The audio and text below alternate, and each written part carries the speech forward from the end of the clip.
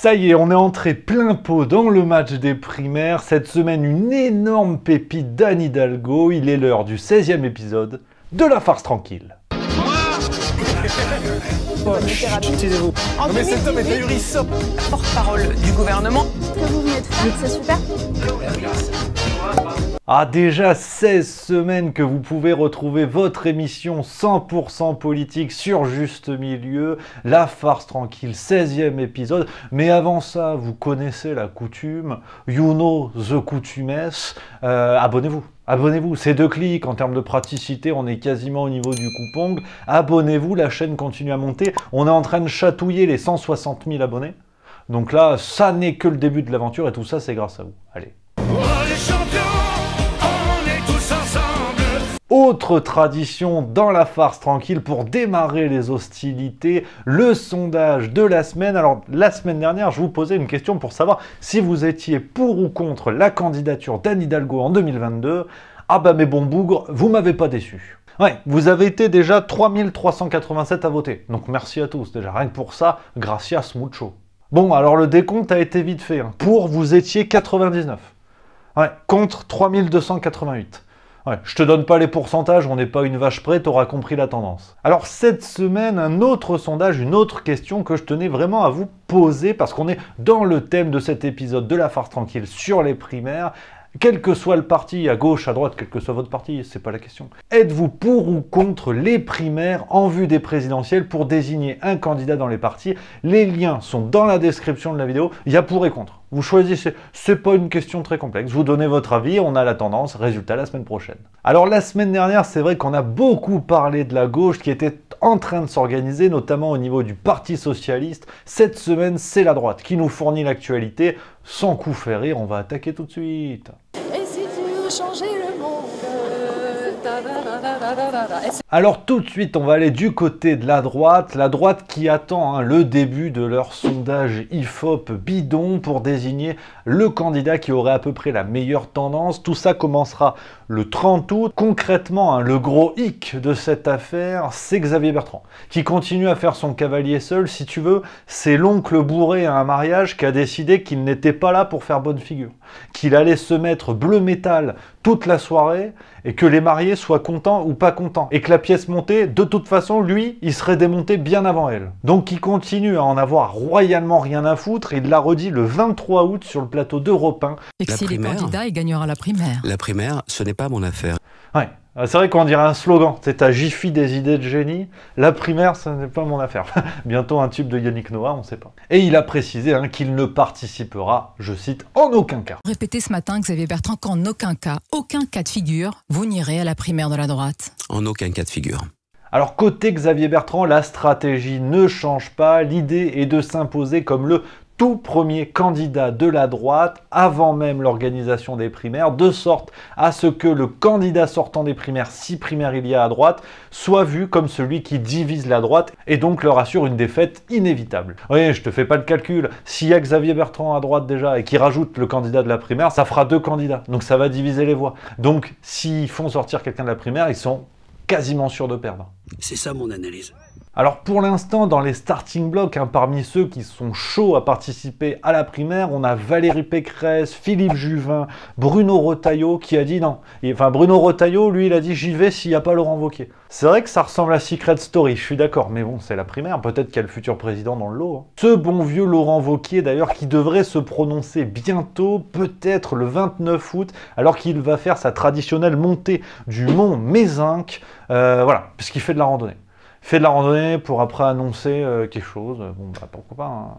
Et sans transition, la bonne surprise de la semaine à droite nous vient de Rachida Dati, alors qui n'est pas encore vraiment annoncée comme candidate, on ne devrait pas l'avoir à la primaire, c'est pas sûr à 100%, mais clairement ça m'étonnerait. Elle nous a fait une tribune dans Le Monde du 25 août, Rachida nous a régalé. Oui, une jolie tribune, vous le savez, le lien est dans la description de la vidéo si vous voulez lire ça. Jolie tribune où elle parle notamment de la gestion du gouvernement dans cette crise sanitaire que nous traversons. Elle a dit, je te lis le paragraphe parce que celui-là il est chouette, si vous n'aimez pas, n'en dégoûtez pas les autres. Elle a dit, comme pour le mouvement des Gilets jaunes, les dérives inacceptables d'une minorité sont instrumentalisées pour décrédibiliser toute opposition.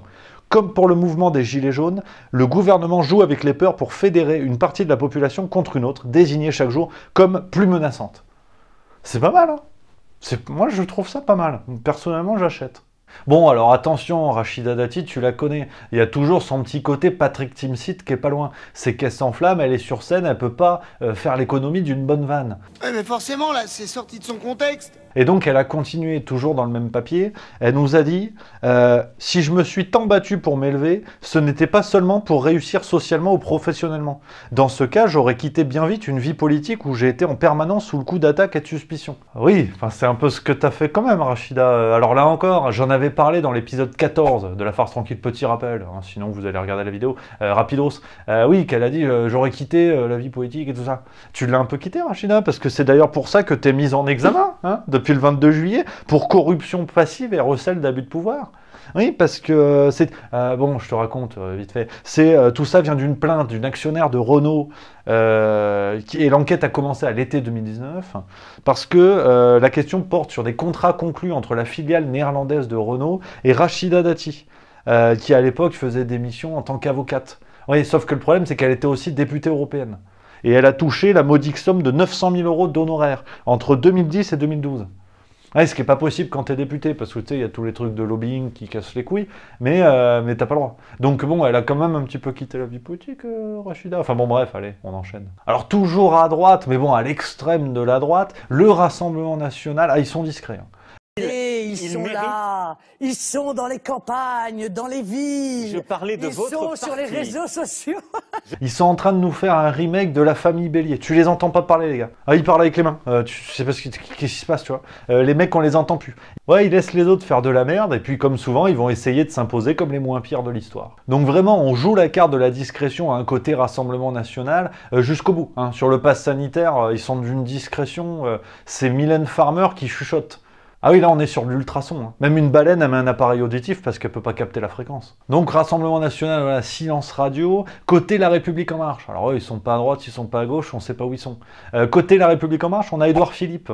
Oui, à une époque, tu t'en rappelles, Édouard Philippe, il avait écrit un livre. Bon, ça c'est bien. Et les médias s'étaient emballés. Ils s'étaient dit, tiens, peut-être qu'il va faire la nique à Emmanuel Macron, qui va se présenter pour le concurrent. Non. Pas du tout. Non, il va jouer le rôle d'aimant. Tu sais que tu mets dans une rivière pour capter les pièces métalliques. C'est un petit peu ça. Là, il va faire un tour. Hein, j'ai les infos sous les yeux. Hein. Il va jouer au rassembleur. On a appris ça notamment dans le Figaro du 25 août, qui nous racontait un petit peu tout ça. Il va faire le tour des popotes pour rencontrer du monde. Et puis aussi pour préciser son soutien à Emmanuel Macron, on l'imagine. Donc il va aller rencontrer pêle-mêle Raffarin, Estrosi, Carl Olive, Renaud Muselier. Ouais. Et le Figaro nous dit voilà, tout ça pour monter un réseau d'élus derrière lui, donc derrière Emmanuel Macron. Ouais. Bon, bah voilà quoi. Alors on va tout doucement déplacer le curseur et aller de l'autre côté de l'échiquier politique, côté gauche, cette fois. Alors là, les primaires battent leur plein. Hein. Chez les écolos notamment, les 37e journées d'été ont touché à leur fin le 21 août. Les 5 candidats en présence ont pu essayer de convaincre les militants de manière éco-responsable et dans le respect de la survie des oursins. En lice, on avait Delphine Batho, Sandrine Rousseau, Yannick Jadot, Éric Piolle, le maire de Grenoble, et Jean-Marc Governatori. Alors lui, c'est le petit poussé de la Coupe de France. Lui, tu sens que, bon, on n'est pas prêt de le voir sur les débats présidentiels parce qu'il a eu des propos sur les vaccins.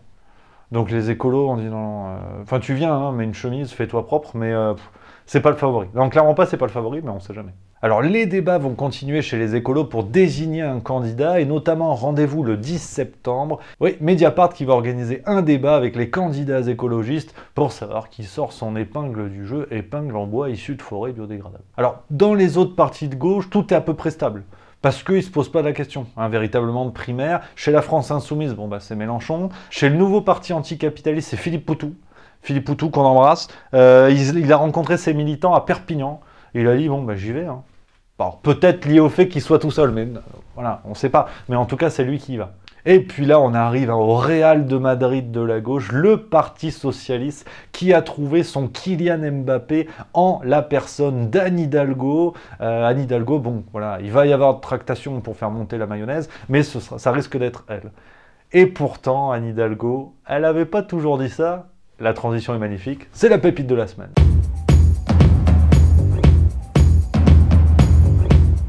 Ah là, une pépite hein, en or massif. Vraiment, je tenais à vous la montrer celle-là. Il faut remonter au 25 juin 2021. Anne Hidalgo est interrogée par les micros de Quotidien, hein, il me semble. Il lui pose la question, alors, présidentielle, écoute la réponse. Là, c'est du miel saupoudré de sucre glace avec un bout de pâté piment d'Espelette.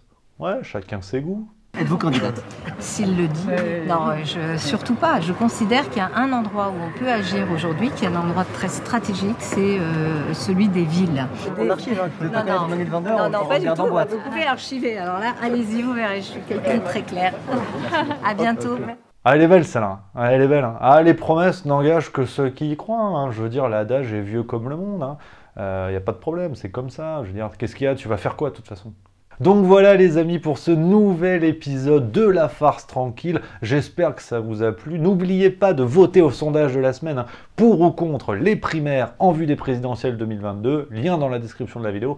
Nous, on va bientôt se retrouver pour de prochaines vidéos. En attendant, n'hésitez pas à découvrir les autres vidéos justement qui sont déjà sorties. Ouais, c'est un système en fait comme au Cinoche. Hein, je veux dire, il y a des trucs qui sortent et tout. Enfin bref, sinon vous pouvez vous abonner. Ça, c'est pas mal. Ça, c'est pas mal. Moi, j'en parlais avec Robert Hue il n'y a pas longtemps.